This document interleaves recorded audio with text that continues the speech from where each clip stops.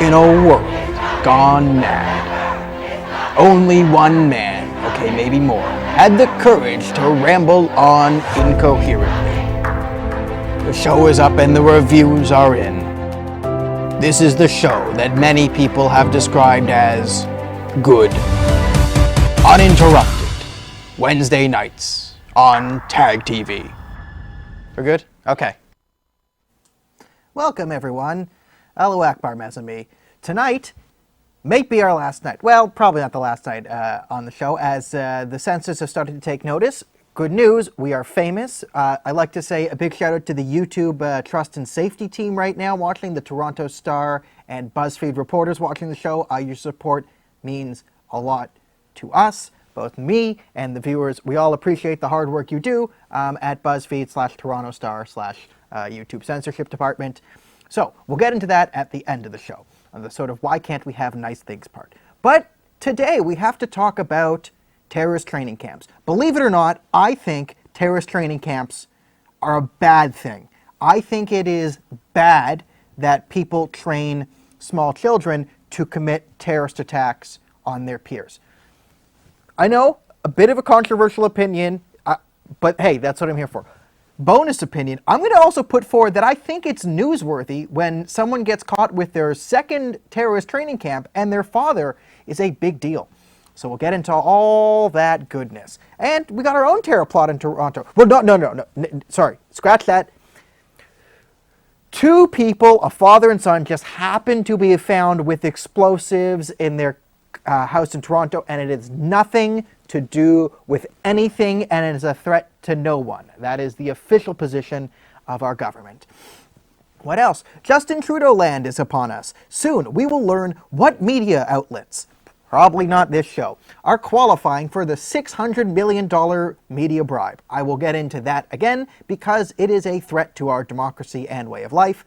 But hey, what the hell isn't in this Trudeau government? Plus, you might have been thinking, the Trudeau Prime Minister's office, the PMO, has been so scandal-ridden, so under fire, even Gerald Butts had to leave. How could we make their reputation any worse? Well, enter Ben Chin. We'll talk about his little history in politics and why he's a perfect fit for Justin Trudeau's new puppet master. What else is on the docket in today? We have Rashida Talib. She made some comments that people are calling Holocaust comments. And I really don't have a problem with her having a calming feeling of the Holocaust. I'm actually going to go into why her comments are, one, stupid, and evil. Not so much anti-Semitic, it's just everything wrong with the society.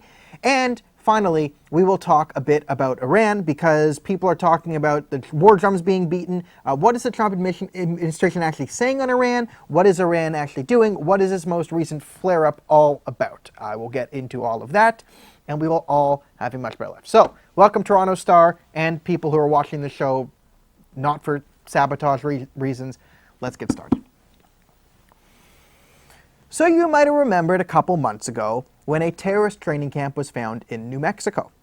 Now, at this camp, there was a little boy, Abdul Wahhaj, who had died. He was 3 years old, he had suffered from seizures, and the whole story, they tracked him down because he was taken by his father, Sirhaj Wahhaj, away from his mother, and he died due to, as witnesses said, they tried to cure epilepsy with a Islamic ritual, basically voodoo magic. They put a hand on the back of his head, he would say a bunch of, and he like shoved his son down while reciting Quran verses, and that put him into a seizure and killed him. Fun fact for anyone going to medical school right now, Islamic seances are not the best way to cure epilepsy. I know, who could have known? Honest mistake happens to the best of us. Who hasn't killed, honestly, who hasn't killed a toddler in a crazy religious ritual in it's 2019. Get with the times. But more importantly, they were teaching kids to commit school shootings. According to Sirhaj Wahhaj's other son, the point was Abdul Wahhaj, the dead toddler, he was going to come back, his spirit was going to come back to the camp as Jesus and tell them what targets they needed to attack. Yes, because when you think of Jesus, you think of a little spirit telling you which school to shoot up in the name of Allah. What's more Jesus-like than that? Riddle me that. Don't answer that question because you'll probably get banned along with me. So that was the New Mexico thing.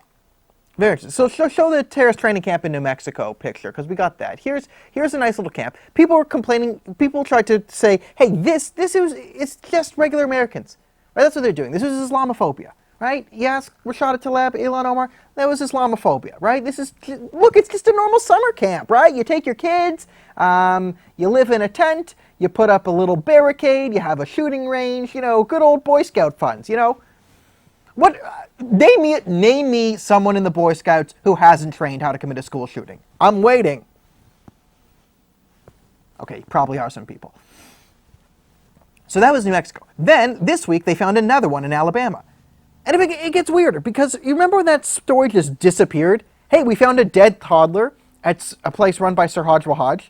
His father was the vice president, still is the vice president of the ISNA, 3 terrorism violations in Canada. Right, vice president's that. He's a big deal. He's also an unindicted co-conspirator in the 1993 World Trade Center bombing. Pfft, as if that.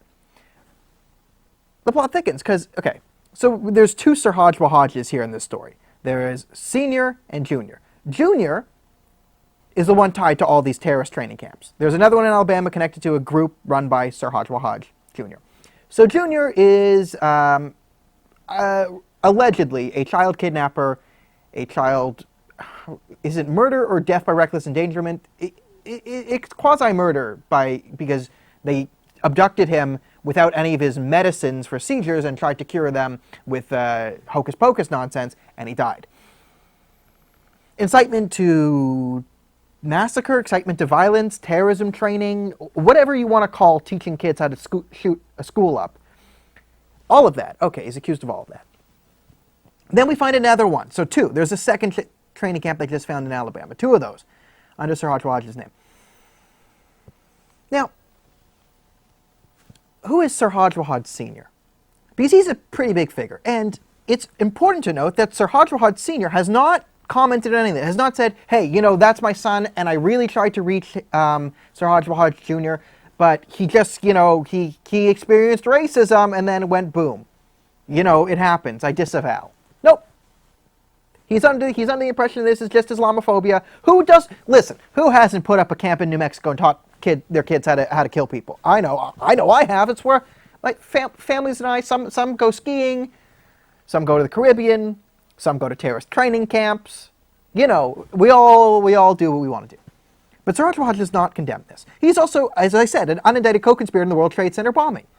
He was a character witness for the Blind Sheik, a actually convicted conspirator of the World Trade Center bombing. Okay. Vice President of the ISNA. He is also Linda Sarsour's mentor. Not according to me, according to Linda Sarsour. When she spoke at the ISNA conference last year, this is the one where she got pegged for calling for jihad against America. The real problem with it, well, not the real problem, one of the bigger problems with this speech was her mentioning that Sirhaj Wahhaj is, in fact, her mentor. And, as her quote was, the favorite person in the room, a room of thousands. So she is the leader of the Women's March, the ultra-progressive, abortion is evil, mandatory gay marriage for everyone. Everyone should be married to at least 3 gay guys right now. Right? That's the Women's March. Socialism, everyone should be in a gay socialist marriage in a hijab. Right? Feminism. What are Sirhaj Wahhaj's views on gay people? Oh, a disease, an unnatural disease. It's not, homosexuality is an unnatural disease. Has he called for jihad against Jews and Christians? Yeah, in his last tour to Canada, he called for jihad against Jews and Christians. So this is the man who raised a terrorist-raising son, a good terrorist. Now, does anyone know where he's going to be on May 19th? Shivam, did you have any idea? Oh, in Ottawa! Headlining an Islamic relief event. There he is, circled in red, Sirhaj Wahhaj headlining, coming in to give speeches. So he'll be in Ottawa this week. Remember, he just got connected to another terrorist training camp. He is an unindicted co-conspirator in the World Trade Center bombing. He is also someone who said the only reason you should join politics, that's Senior, Muslims should not join politics for the purpose of serving America. They should join politics as a means to advance the Islamist cause. Not my words, Sirhaj Wahhaj's.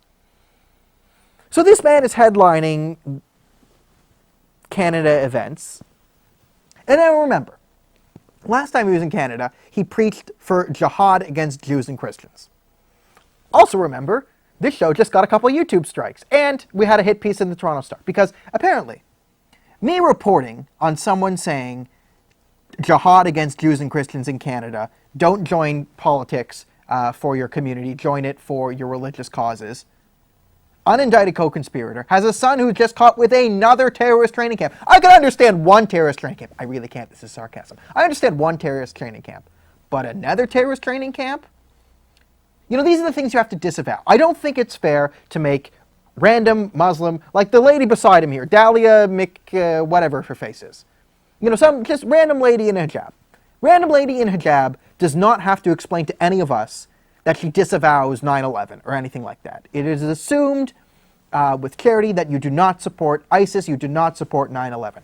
However, when your son and or daughter, or your father or whatever, when someone who is personally close to you goes and joins a terrorist group, joins ISIS, then it does become incumbent upon you. Then there is a legitimate question to be asked about Sirhaj Wahhaj.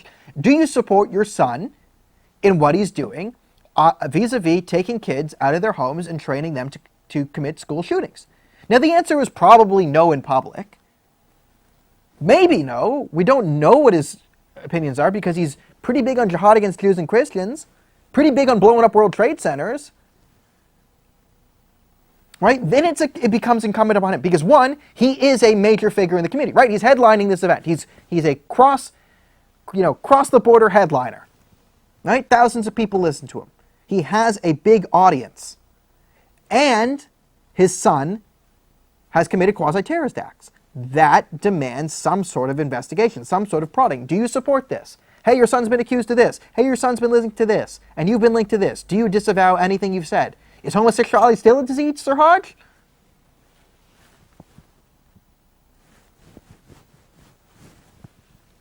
Right? I think it is more than fair to question people like Sirhaj Wahhaj when they come into Canada.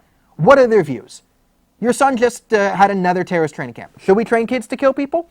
But no, instead, this is going to get another YouTube strike because it's discriminatory against someone. Yes, I'm very anti-killing people. I'm very anti-terrorist training camps. Very anti. Put it down. Daniel Boardman, anti-terrorist training camps. Right there. I said it. I went there. But no, he's going to come headline this new event in Ottawa. The Prime Minister has talked about his shared values with the ISNA before. So, vis-a-vis, life goes on. And anyone who points to this problem, anyone says, hey, you know, maybe not all Muslims are Sirhaj Wahhajs. Some Muslims run Tag TV. Right? Maybe Sirhaj Wahhaj isn't the best, mascot for your community. Nope. That becomes Islamophobic. What a world we live in. Oh. What should we talk about next? I think the next most important thing this week, because we can get back to, there's a terrorist thing in Toronto, and we'll get back to that. But I think the more important thing is the $600 million Justin Trudeau has allocated for trustworthy media sources. I've talked about this a lot, and hopefully I'm not the first one telling you about this, but let's just recap. He is about to release a list of websites and newspapers you should deem trustworthy, right? So the ministry-approved news sources. Who else had a ministry that approved what people can and can't read? Oh, no, okay. 1984? What? INSOC? Okay, something. All I know is we're getting our own Ministry of Truth in Canada. Whoopee. Who likes truth? No one. So you need a ministry for it. They're going to tell you what websites, what news organizations are trustworthy. Not only that, but then they're going to give them a $600 million cash influx. In an election year, I wonder if this could influence the election. I wonder if one political party promises media outlets very, very, very large sums of money. Do you think that they could possibly, maybe, hypothetically, throwing it out there, be incentivized to write more favorable articles to ensure the result that would get them more money? Do you think this is at all possible? Right? There's a reason why state broadcasters aren't good. Now, they're fine when the CBC wants to play Hockey Night in Canada or a nature video of, two chimpanzees humping, whatever, educate the kids or something. Plus, hockey's great. But this is a clear interference into the media. The best part about all of this, the very, very best part about the $600 million media bribe, the best part, by far, is Justin Trudeau's claim that the reason he is doing this is to, wait for it, preserve the independent media. Yes, you heard that right. We're going to have a government takeover of media to preserve independent media. What could go wrong? What could possibly go wrong? And also, isn't like the definition of independent is not being federally funded? But, you know, screw that. Welcome to Trudeauville. So we're going to have media organizations. You know, the Toronto Sun will probably qualify as a right, because they don't want to, but they'll need a token. They'll need the Toronto Sun. Someone see, why are there no center-right news sources? You can say, well, look, it's the Sun. And then like Vice Daily, Vox Daily, you know, Salon. Actually, no, I think Salon's going under. Salon just got sold for $500,000. Left-wing digital media is crumbling, but it's going to get a cash influx and stay alive in Canada. But there's another problem here, which it initiates a vicious cycle of failure for the media. One of the problems our media is facing, that I'm in favor of sort of opening up competition. If you're the Toronto Star, the National Post, the Globe and Mail, Toronto Sun, or any non-Toronto, well, the two of those are national. If you're a newspaper, one of the problems in Canada is you're over-regulated on advertising. It is more expensive for advertisers to take out ads in newspapers because those are taxed, whereas to just put them on an internet site, right? It is cheaper to advertise on the internet. Even the Canadian government, which is now bailing out these newspapers, doesn't advertise in newspapers because the conditions to advertise in newspapers are not profitable, or nowhere near as profitable as they would be to do internet advertisements. So I understand the National Post and the Globe and Mail and the Toronto Star and etc. being frustrated that, hey, we're losing a major revenue source here because of stupid taxes and stupid regulations. The fix to this, if you really want to fix the media, no, not fix media, but if you really want to fix the financial difficulty and financial burden on your major media sources, which I think you should do, right, is take away these taxes and regulations that make it, you know, equitable, make newspapers able to compete. But no, they want all that tax money coming in off that, like, it's effing pennies to the government. But instead of removing this restrictive barrier to the news industry, so the news industry can compete with online industry on its own merits, instead what they're doing is they're keeping the system that is forcing newspapers to fail in place, right? They're keeping those restrictions on them. However, they're keeping them afloat by having this cash influx from the federal government. So the federal government is making the conditions so newspapers fail. Then what it's doing is saying, hey, you need us because, well, you're failing. If you keep us in power, we're going to then give you the cash to bail you back out. So we're going to be pushing you down and lifting you up simultaneously, and then the media, because they're a bunch of liberal shills, as soon as the conservatives say, hey, this is ridiculous, right, they'll be like, oh, then the conservatives are trying to destroy the media. And if Andrew Scheer was smart or charismatic, he would point out what I'm saying and say, what I'm going to do to save the media is just take away the initial restrictions and make them more able to compete on the free market. So the Sun and the Star aren't going to change. The Star is liberal, the Sun's right-wing. But how does this affect papers like the National Post and the Globe and Mail, which sometimes go one way or the other? They try and maintain a balance. Now, we can talk about how well they're doing with that balance, and that's a fair conversation. But for there are newspapers legitimately trying to be somewhat center. How do you think a $600 million cash influx affects them? Right? People want money. Listen, I'm the person with the most integrity, the most modest, the most accommodating, I'm the greatest news person there ever was with the most integrity. No one has more integrity than me, believe me. Throw $600 million at me? Sure, diversity is our strength. Whatever. Yeah, great. The only problem with diversity, not diverse enough. The problem with the school system needs more diversity. Problem with our military, we need more diverse women in the military. Problem with our whatever system, not enough diversity, right? The answer to everything is more diversity. And if, you know, if Christian stuff, find white people, paint half of them black, find black people, paint half of them white, and then make someone else, you know, more diverse, right? Give me $600 million, those are my opinions. Screw it, screw you all, I'm rich, burn money, cigars, and actually I don't like cigars. Something, you know, it's like a Bruno Mars video up in there. Does anyone not see the problem with this? Right? And when it first came out, I remember I wrote a story that within 48 hours of the news breaking, not one single major news source had done a story on this since it first came to light that this was in the budget. And that's the proof, not even the Toronto Sun, because, to be honest, they want this money. Right? You're human beings. You're probably watching this, and you're saying, oh, screw him. For $600 million, he should still talk about the truth and say what he wants about this and talk about terrorism and all that. All right, if I get $500 million and you get $100 million out there, I think you'll be fine with whatever nonsense I choose to say, because screw it, you have $100 million. Woo! Right? Anyone who supports this is my problem with liberals and people using the phrase liberals now. And I don't like that the conservative Americans use liberals as a curse word, because it's not. Because again, I'm very liberal. That's why I vote conservative. I'm just liberal across the board. But if you support this, or if you are not outraged by this, if you don't see the problem with this, you're not a liberal. Right? A liberal person does not want the state involved in private media. Now you can say, yeah, I'm left-wing, I think the state can go into healthcare, go this, go this. But do you think the state should be involved in the information that we process? No. Check yourself before you wreck yourself. I'm pretty sure I invented that statement. Screw you, Ice Cube, who said it before I was born. Now,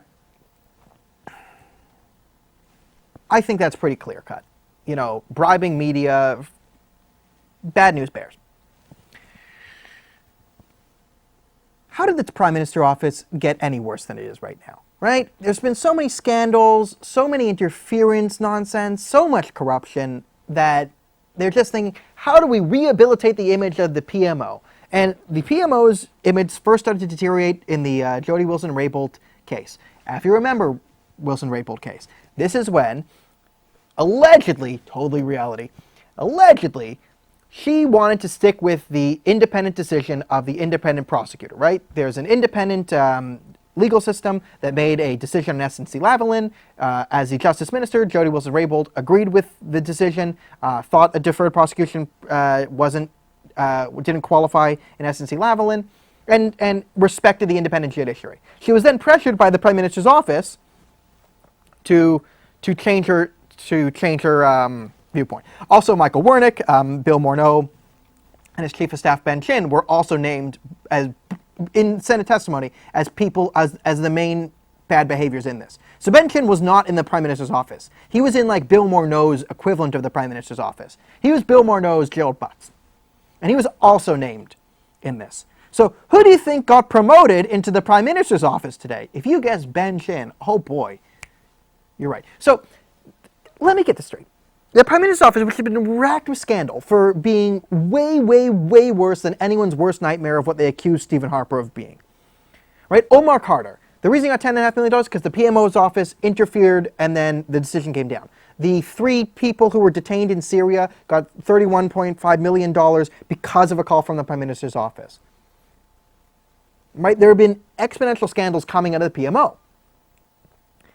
So how's Ben Chin going to fix this, right? Because they got their hands dirty in the SNC-Lavalin scandal, and they found the only other staffer on Parliament named by name by Jody Wilson-Raybould in the testimony as applying political pressure to her to take over Gerald Butts' position in the Prime Minister's office.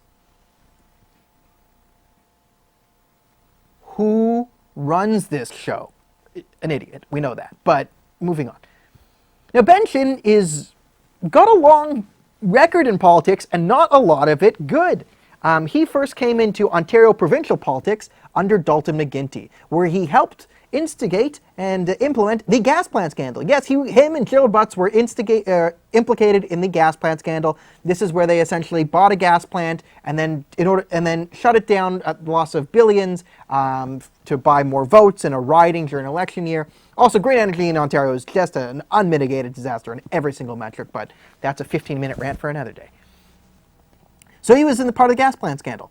Right, he was on the Dalton McGuinty's Energy Commission and in the staffer's office. Then where did he go? Chrissy Clark's Liberal Party, which has been racked by scandal since forever. He was there since 2012. And then in, I believe, 2015, he joined the Federal Party and became Bill Morneau's Chief of Staff in 2017 or 18. And now he is in the Prime Minister's office. Do these people have no perspective? Do these people have Google? Can they Google Ben Chin? Ben Chin controversy. Oh, he was also part of the SNC-Lavalin scandal? Yeah, maybe we shouldn't hire him. But I love this, though. I love this because you had a meeting of all the greatest minds in the Liberal Party that are left. And they basically said, all right, the Prime Minister's office is getting a lot of heat, especially for what we did to Jody Wilson-Raybould, and there's pressure mounting with what we've done in Mark Norman and all these previous cases. How do we rehabilitate the image of the PMO and make it not associated with Jody Wilson-Raybould and SNC-Lavalin? Should we get the one other staffer implicated in this scandal by name? Yeah, let's do that. Bring him in. Geniuses. Geniuses, utter geniuses, and that's why I love Justin Trudeau. Because no one is better at undermining Justin Trudeau than Justin Trudeau. And that's what I do for a living. I might be the second best at it, but he is much better at undermining himself than I ever could be. So big kudos to Justin Trudeau on that. All right. So let's get back to the terrorism story. No, not terrorism. Just father-son making explosives in Toronto for no reason whatsoever, for no cause whatsoever. That's a threat to no one. So two men in Toronto, in Richmond Hill, the GTA. Now, if you see a picture of their house, it's a rather wealthy neighborhood. What makes fathers and sons blow things up? Is there an ideology? Again, I've talked about this a lot. Serial killers are very, very, very, very rare. Mass murderers are very, very, very rare. These are people who either plan multiple murders or do one big killing spree at once. Very, very rare. But they happen a lot. Even more rare, exponentially more rare, is groups of people doing it together. Like two serial killers working in tandem, right? Again, Carlo Homolka, Paul Bernardo became a big, big deal because it's so shocking when you get two people so screwed up enough that they can actually align it and kill people together.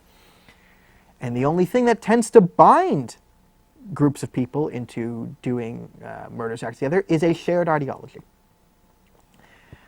Now, what makes a father and son in a wealthy country, in a wealthy neighborhood, in a city that is known for acceptance and low crime, what makes them want to blow things up? Can you think of a reason? I can't think of a single reason. I cannot think of any possible explanation for why a father and son would stockpile explosives. Maybe to go fishing? Maybe they just saw, they probably saw a lot of Looney Tunes cartoons where they were dropping dynamite into the water and blowing up all the fish. Right, this is probably it. It's Acme cartoons. I guarantee you, if you search that house, you'll find explosives and giant anvils. Guarantee you. Because there's been a group of people chasing innocent birds around the desert for years now with cockamamie schemes, and now it's rubbing off onto the wider population. So I say, ban television, ban cartoons, because, it's clearly, there's no other reasonable explanation for why a father and son would stockpile explosives other than they saw it on a cartoon show and wanted to try something wacky, which is why we must ban watching anything. Ban eyes, ban looking at things or listening. That's just the best way to do this. So again, ban whatever. That's my thing. And to all the YouTube trust and safety people listening, again, remember, diversity is our strength. Ban everything. All right. Let's go to our weekly meeting of, what the hell did she say now? Why do I have to talk about this? Oh, goddamn, Rashida Talib and Ilhan Omar. Why? On this week's episode of whatever it is I just mumbled out, we have Rashida Talib. Now, everyone knows I love myself a good old terrorist sympathizer. It's what I do. It's who I love. She is an anti-Semite. Straight up, through and through, she associates with her brother. Her brother, I should have saved this social media but her literal brother is, in response to a Canadian Zionist organization, said, shame on you, Canada, for supporting Zionism. Soon, there will be an Islamic takeover of Canada, and once everyone's Muslim, then Zionism will end. Her brother. The 5 people she thanked in her acceptance speeches, all of them have made pro-terrorism, pro-Hamas posts on Facebook and social media. So the people she associates with her with closely are very pro-terrorist, openly pro-terrorist, and she is this quasi this Linda Sarsour tip, I'm nonviolent, but I understand why people slit the throats of a Jewish toddler at night. It's just so reasonable. So her Holocaust comments are what are being called, and people are mad at that. And I don't like the I actually do kind of agree with some of her defenders in a context here. So there's a real problem with what she said, and it's not that she gets a calming feeling about the Holocaust. So she says, there's kind of a calming feeling I always tell folks when I think of the Holocaust. Now, I think it's uncharitable to then interpret this as, oh, Rashida Talib's calmed by the Holocaust because she really likes the murder of 6 million Jews. Now, she does advocate for the murder of 6.5 million Jews, but she does it in a nice way, and that's modern Jews, that's not in the 1940s. The real problem is what she goes on to say afterwards. Because let's see what she says, let's read the entire context, and then I'm going to give you why this is Bad News Bears. There's kind of a calming feeling I always tell folks when I think of the Holocaust, and the tragedy of the Holocaust, and the fact that it was my ancestors, Palestinian, who lost their land and some of their lives, their livelihood, their human dignity, their existence in many ways, have been wiped out to preserve, and some people's passports. She continued, I mean, it's just, it was in the name of trying to create a safe haven for Jews, post the Holocaust, post the tragedy and the horrific persecution of Jews across the world at that time. And I love the fact that it was my ancestors that provided that, right, in many ways. But they did it in a way that took their human dignity away, right, and it was forced on them. And so when I think about the one state, I think about the fact, why couldn't we do it in a better way? So I love that she's on record for one state solution, destroy Israel. That's great. But here's the big problem. Like, she's trying to say, I calmed the Holocaust because it was my ancestors who provided a safe haven and saved so many Jews. So it was the fact that we saved Jews, the fact that I'm associated with the salvation of Jews, that gives me a calming feeling. If that was true, I think that would be a nice thing to say, right? If the granddaughter of a Polish guy who stood up to the Nazis and saved, 100 Jews by giving them fake passports and using his money to get them out, and she says, I kind of get a calming feeling when I think of the Holocaust because I know my grandfather stood up for human rights when the chips were down. And, it kind of fills me with pride that was my family, even though this is an unspeakable sorrow where 6 million people died. Okay, I can understand. That's a great thing to say. And that's the case Rashida Talib is trying to make, except it is a complete distortion of history, and it's a perversion of it. Because the Palestinians did not make a safe haven for Jews. The Palestinians vociferously tried to shut down the ability for Jews to make their own safe haven during the Holocaust. The Palestinians were open and enthusiastic Nazi collaborators. So show the picture of the Palestinian leader. This is Haj Amin al-Husseini, who is the Grand Mufti of Jerusalem. He is on the left in this picture. Who is on the right of this picture? Adolf von Hitler. I'm not sure, I don't like it, but he's German, so von Hitler for now. That is Haj Amin al-Husseini, the Grand Mufti of Jerusalem, the leader of the Palestinian people at the time, according to the Arab Palestinians then, talking with Adolf Hitler. Adolf Hitler in his journal refers to Haj Amin al-Husseini as a friend, same with Husseini in his reference to Hitler. Husseini then spent years living in Nazi Germany, where he went to go collaborate with the Nazis. There are plans written down, because they're Germans, they take note of everything. There are plans concocted by Husseini and Hitler. Husseini also met with Adolf Eichmann and Heinrich Himmler, another top Nazis, to create a death camp in Jerusalem. And what did he do in Europe? Well, here he is. Here's Haj Amin al-Husseini recruiting Bosnian Muslims to the SS for the purpose of killing Jews. Haj Amin al-Husseini went on radio. He was a Nazi radio host who would speak in Arabic, who would speak to the Muslims of Europe and encourage them to join the Nazis because they were massacring Jews. This was the leader of the Palestinian people. So spare me your bullshit about being a safe haven for the Jews. And it's not just the 1940s, 1930s. So, there's a precipitating cause, and this was this, and this, and this, and this. In 1929, there were riots in now Israel, Palestinian terrorism, whatever you want to call it, British Mandate Palestine. 100 people were killed in Hebron. Hebron, and a historically Jewish city. All the Jews were exiled out of Hebron, massacred, wiped out. All Jewish history was wiped off Hebron in 1929 during the riots. Because they put out some propaganda that the Jews wanted to go pray on the Temple Mount. Again, this Al-Aqsa propaganda. It's been used to murder Jews for 100 years now. Hundreds, probably.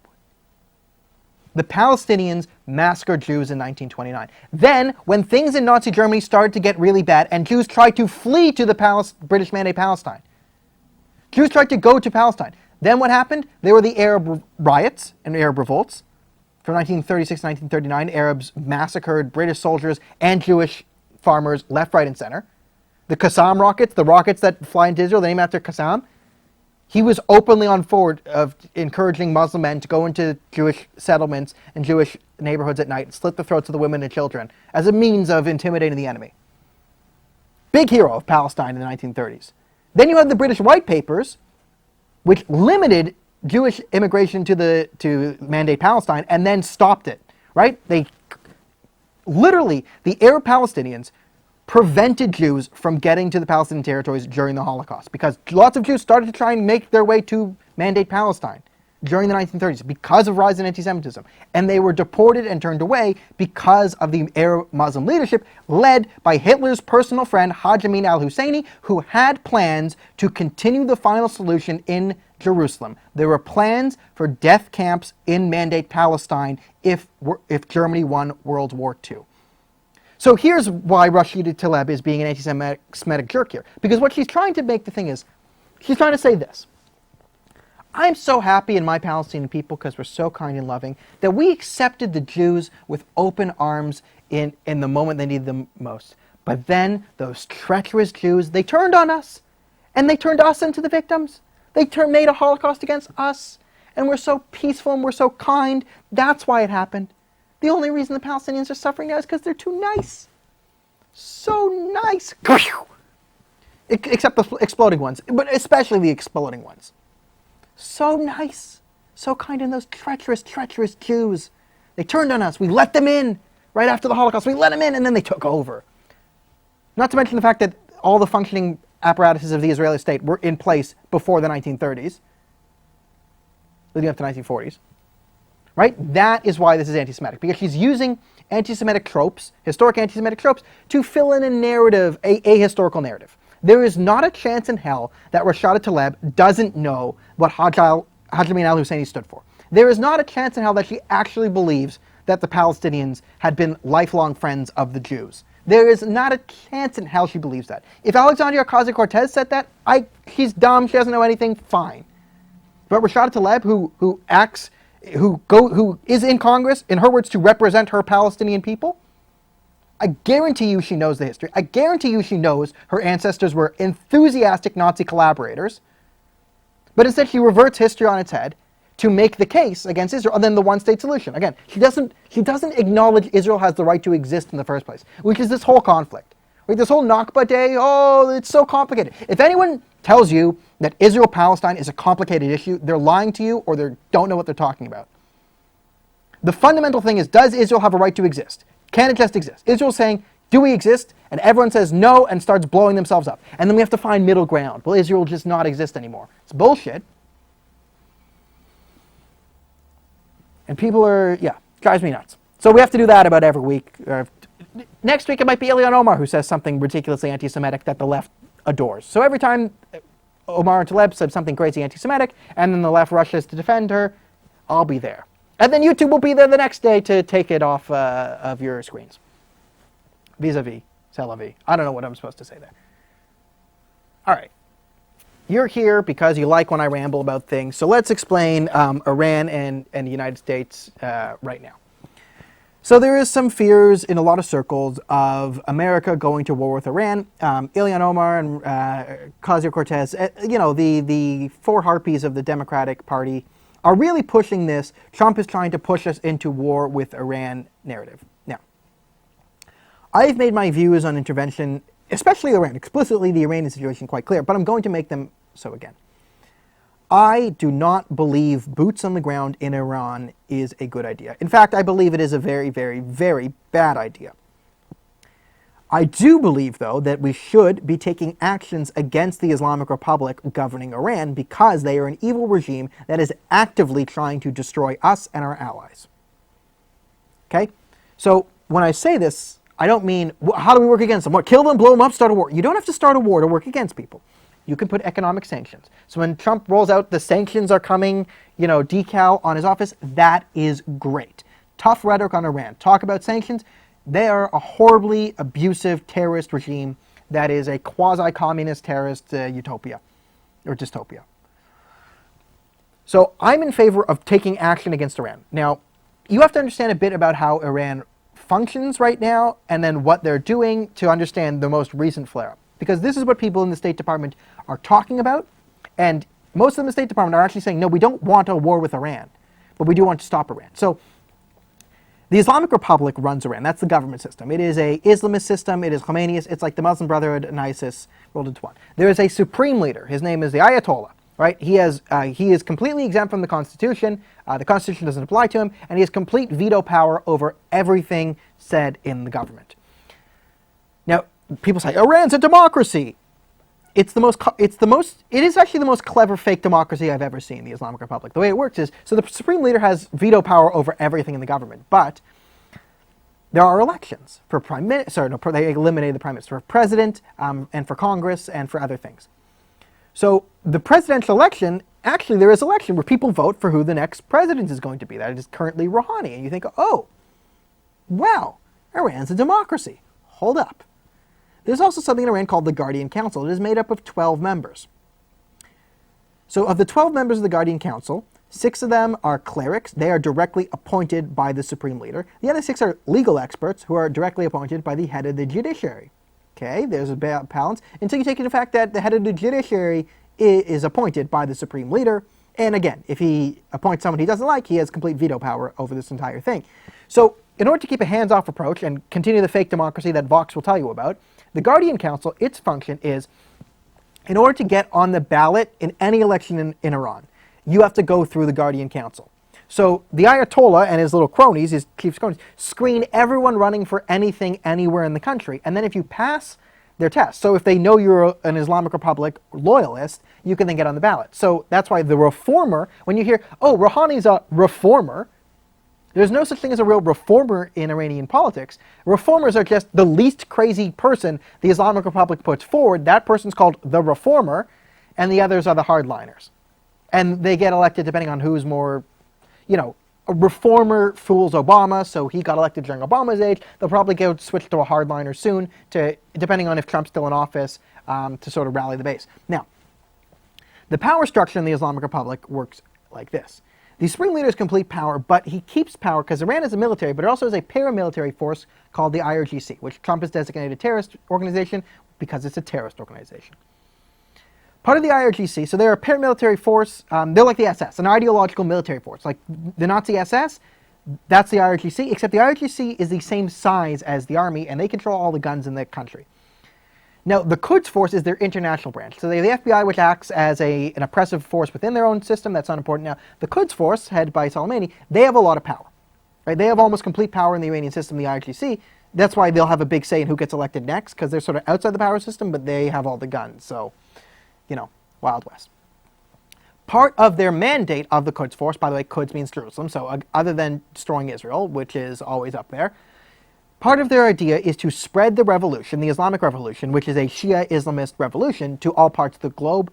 And one of the methods in which they outline they do this is they finance cells of rebellion, or they finance, cells of rebellion to commit armed jihad against in there. So they define this as, they look for groups of Shia in other countries, like say this country has, a 15% Shia minority population. They go into those countries, they talk to the Shias, they give them weapons and training and instigate terrorist attacks. They either have them take over the countries, like in Yemen, or they use them as negotiating pawns with those other countries' governments to get more favorable deals. This is how they operate.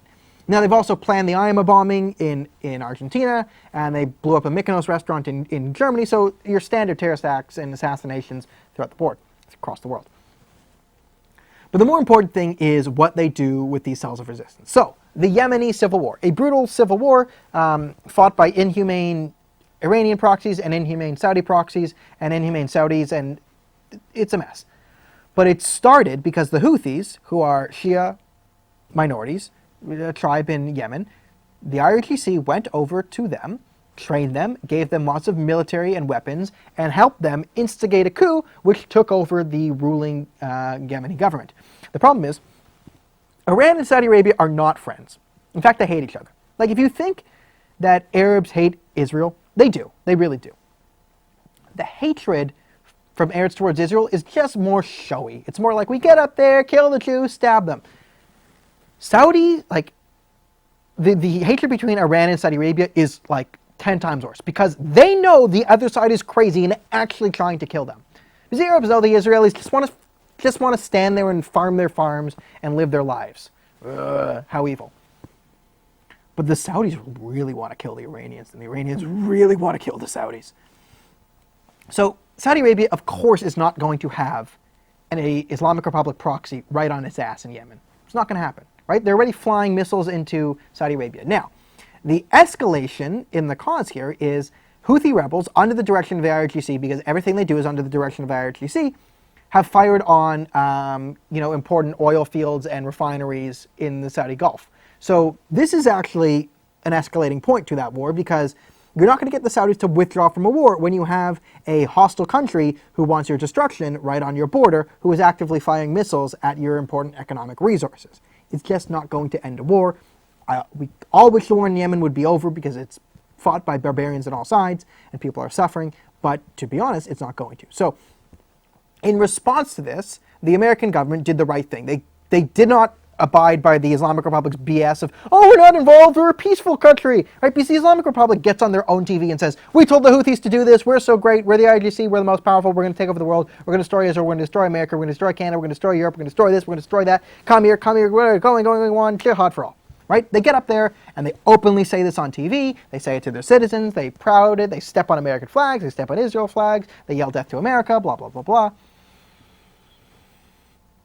But the American State Department did the right thing of saying, hey, you do this again. They didn't go to Houthis. They know who's in charge. They went to the other, say, stop this or we're coming after you, right? They deployed forces to the area, which is a good thing, because you want to show that you're a bit crazy. You might do something, right? That's how you prevent wars, by other sides thinking you have the capacity to do something. Now, the reason why, well, there's a lot of reasons. One, Iran is huge. Two, Iran has 80 million people in it, so conducting a ground war in there is stupid.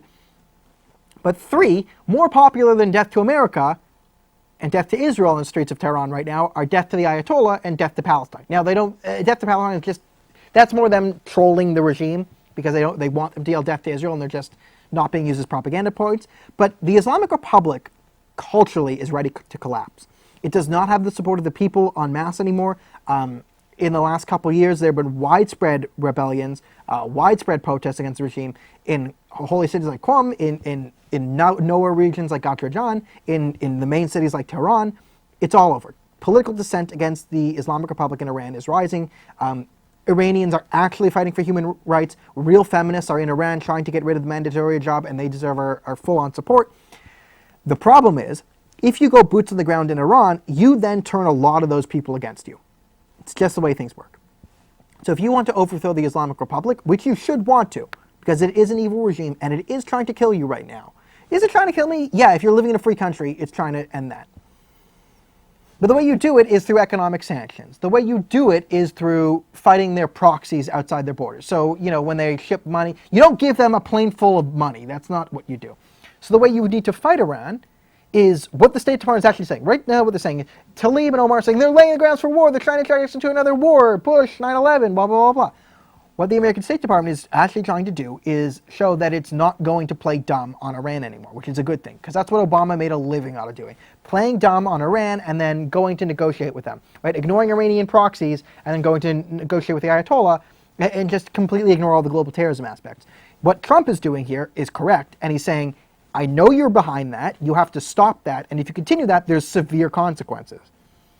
Right? And the whole media is trying to get into this. He's trying to start a war, he's trying to do this. Trump's trying to prevent a war here. Now, again, don't put boots on the ground in Iran unless, they, start launching missiles at New York and threatening to blow up Los Angeles. Okay, then boots on the ground in Iran.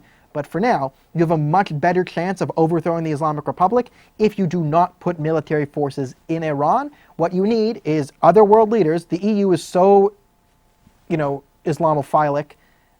They love Iran. They love the Islamic Republic. They love women's rights abusers. What you need is the EU, Canada, and our allies to actually get up and say, no, we're cutting Iran away from the world. We're actually sanctioning them. Because they were ready to fold on the last round of sanctions, and Obama saved them. So that's what's going on in Iran right now. It's a lot of, not war rhetoric, but more, hey, yo, bro, don't fuck with me rhetoric, if that makes sense. Is that going to be... Yes, that's fancy political talk for you right there. All right. Finally, we're going to end this show on a rant. The rant is about my favorite subject, me.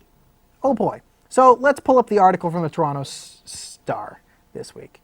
Ooh, Facebook says far-right anti-Muslim content doesn't violate its standards.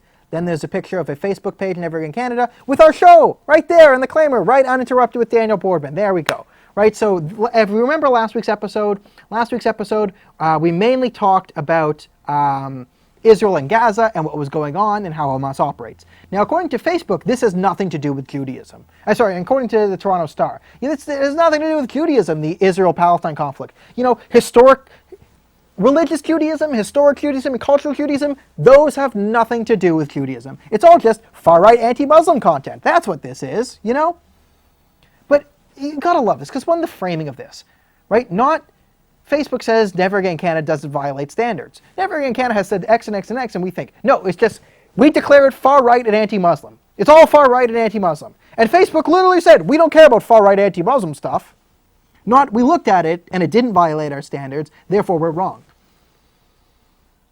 But my favorite thing is, the article's just nonsense, but it's written by 4 people.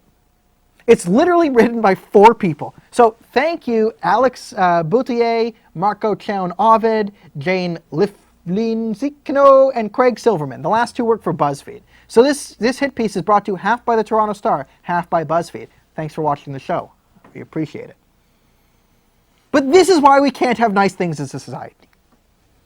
Because I try and make a good job of saying, hey, it's not, don't hate Muslims. There's Islamist theology, there's political Islam, right? People like Sirhaj Wahhaj are different than your anti-Fatima, right? There's a big difference there. And I try and make that distinction every single time because I think it's the productive way to go about the conversation about radical Islam. Right? We're not going to solve the conversation of radical Islam unless you use a scalpel and a sledgehammer. And that's realistic. And a scalpel means you don't want to just say, oh, they're all here to take over us and they're all this and it's just Muslims who do this. And that's a bad idea.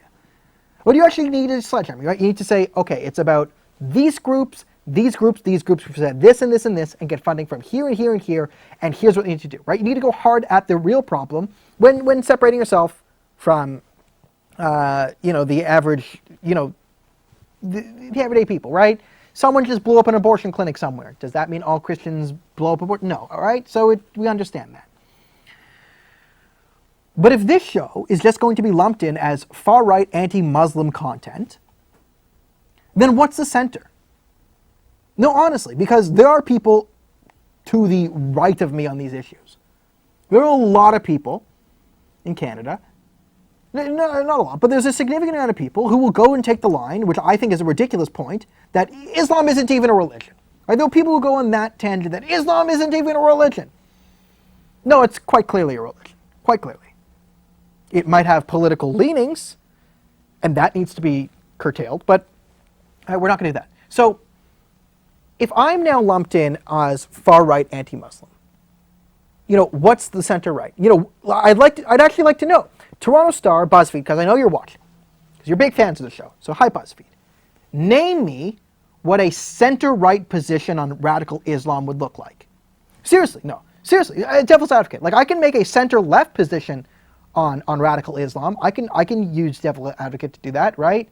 Yes, Islam is sometimes associated with terror, but it's really other causes, like 9/11 was caused by foreign interference in the Middle East. No, it wasn't. This is bullshit. But I could say that, right? And that's reason why. And there are other social cultural aspects that lead to terrorism, so you shouldn't just bunch it all up as one. But I can make a center-left position. I can make a far-left position on radical Islam. I could make, but I have my position. I think my position is rather reasonable. And I know there are crazy Muslim-hating people out there. Okay? It's just the way things work. There are anti-Canadian people out there, there are anti-American people out there, there are anti-black people out there, there are anti-white people out there, there are anti-Semitic people out there, there are anti-Muslim people out there. The way you deal with this, a good way to deal with this is just say, when someone starts saying, if you're Christian, and someone just starts talking about how much they hate Christianity, how stupid all Christians are, then don't listen to him, right? It's just another person you don't have to pay attention to. He's an asshole. If you're Jewish, someone starts saying anti-Semitic stuff. Doesn't matter. This is just an idiot. We don't need to listen to him. Now, if these people are in positions of power or politics, it becomes a different equation, but as it goes, it's just pretty standard. So, if this is over the line, and I get it, not a lot of people are willing to tackle the subjects I'm willing to tackle, right? You started off today's show talking about Sirhaj Wahhaj and his son, Sirhaj Wahhaj, who had built 2 terrorist training camps in the United States. He himself is an unindicted co-conspirator in a terrorism plot, and he's coming to give talks in Canada. I get it. That's a tough place for people to go. I sometimes interview people and they say, like, listen, I'm not going to talk about burqas in public. I have opinions, but I just don't say these things in public, right? There's a big social cabal. But this is why we can't have nice things. Is because you can't just say, you know what, we're a newspaper, right? The Toronto Star, we're mad that there isn't enough online censorship. Now they talk about it posting fake news. Yeah, it posted a video of the rocket attack in Gaza that was not from Gaza. Okay, but CNN prints fake news all the time. The whole Covington Catholic thing, fake news. The CBC does fake news all the time, constantly misrepresents stories. And sometimes major media outlets, this is just a Facebook page with like 1 billion people posting on it, and someone posts something that isn't right. And the media is getting all on a tiffy over fake news? Right? The Toronto Star is a progenitor of fake news all the time. Right? The article they did absolving the anti-Semitic imam. He said kill the Jews, kill the filthy Jews. It doesn't mean filthy, it means unclean, so it was mistranslated, therefore. Right? That was slanderous to a lot of people I knew, the translator. Right? They print false stories all the time. Every newspaper does. And sometimes it's out of malice. Sometimes it's out of ignorance. Sometimes they correct it, sometimes they don't. But if you're a newspaper and you're talking about banning people because they have opinions that you disagree with, and having, even in this quote, right, what did it say last night? Everything to know about Israel and Gaza and what it means for the West, right, that clearly has nothing to do with Judaism. Right, so I just love how this is done by BuzzFeed. Let's look at these people behind it. So who's Marco Chown Ovid? Because he's got an investigative reporter. So he was very investigating. He is an investigative reporter who works on database projects. He was part of the global journalism collaboration that produced the Panama Papers, writing reports that were recognized with citation of merit at the 2016 Michener Awards and National Newspaper Award in 2018. Recipient of the 2014 James Travis Foreign Corresponding Fellowship Travel to West Africa. Like, this is an award-winning journalist who worked on the Panama Papers. Okay, good for him.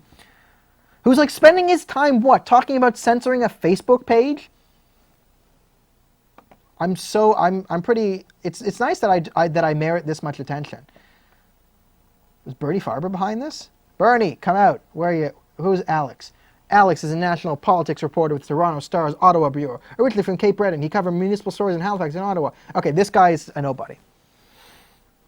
But I got some award, and 2 people from BuzzFeed, just off the street. Come on, let's do it. How much, and they pretended like they did years of research on this. We watched the Facebook page, they said something I didn't like, and 235,000 people follow it, so it has to end. Right? What? This is the epitome of why our society is crumbling. Because we have a media advocating for censorship of media, completely blindly, and we take people who should be in the center, center right, center left, and we immediately throw them to the fringes no matter what. Right? So if there's no difference between me and some guy holding a sign saying deport all Muslims, Islam isn't a religion, kill them all, right? If him and me are in the same category, then how are you ever going to get a reasonable conversation on this? And the answer is they don't want one. They just want everyone to take the far left position on everything, because then we'll be in a utopia, because those never fail.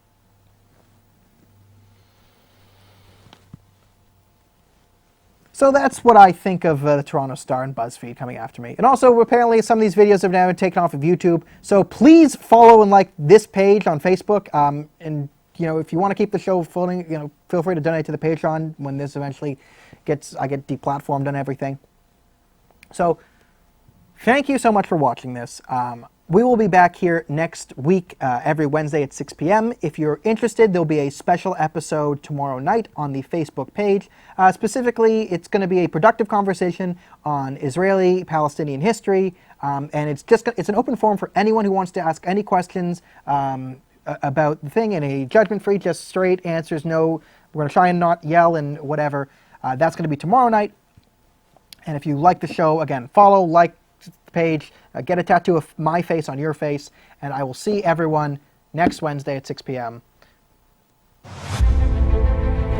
In a world gone mad, only one man, okay, maybe more, had the courage to ramble on incoherently. The show is up and the reviews are in. This is the show that many people have described as good. Uninterrupted. Wednesday nights on Tag TV. We're good? Okay.